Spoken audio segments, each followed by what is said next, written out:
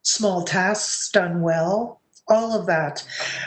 It's a bit of a mystery. What comes first? Was I kind of born with these attributes? Certainly my childhood helped shape my optimism about what could be done and recognizing the potential to change things. It's always been a very, very big part of my life, my family life, my own personal life. And I'd like to think that I've helped some things change a lot, and some, well, you can't do it in a day, but you're part of a long-term process of changing things, making things better for students, for yourself, for this big messy world we live in.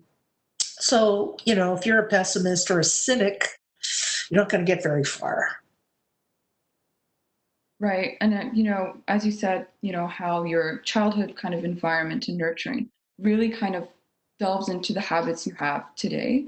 And I think it's a lot of a growth process. It's not something that you kind of get all in at once. You have to kind of take the time to really self-reflect on why you want to keep doing things that you are doing. So we have one more question.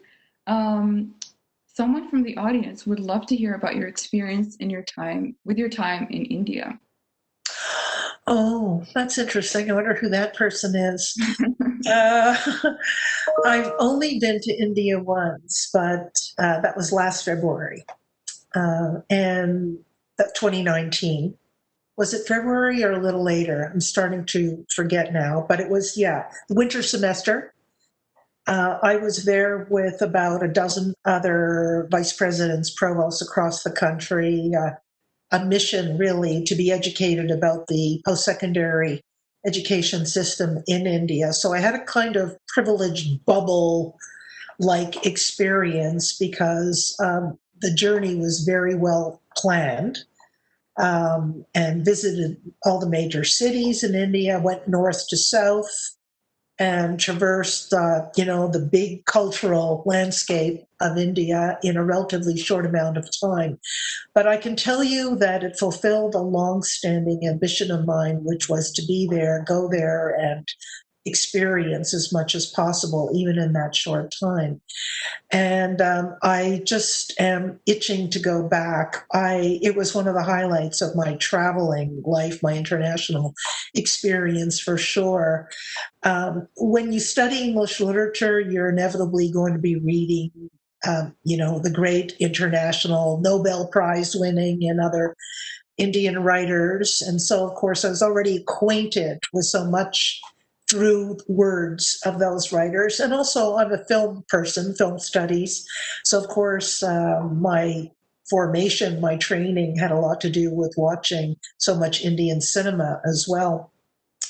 And so, I went with a head full of ideas, and then living that experience was so intense and so wonderful and stimulating.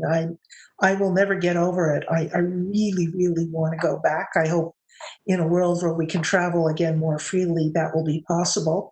India is suffering now from, very serious pandemic struggles, realities, and not exactly safe to go there right now. But I have too much to say about it. The food, culture, people, the welcome we got from the institutions we visited, both private and public. The huge disparity, all of that was, all kind of laid before us. I've met some fantastic people and bought some wonderful kurtas and really had a great, great, great, rich time. I'm very, very high on all of that. As I say, it was a very privileged experience in a way because it was all structured for us on the one hand, but on the other, there was some full immersion into a certain slice in the learning environment, the educational environment that I was really lucky to avail myself of. So whoever is asking that question, happy to talk more about it and the different food ways, north and south. And I've always liked Indian food, but, the diversity of it Right. is experienced there in a way that you don't get just from a food truck here, you know. Yeah.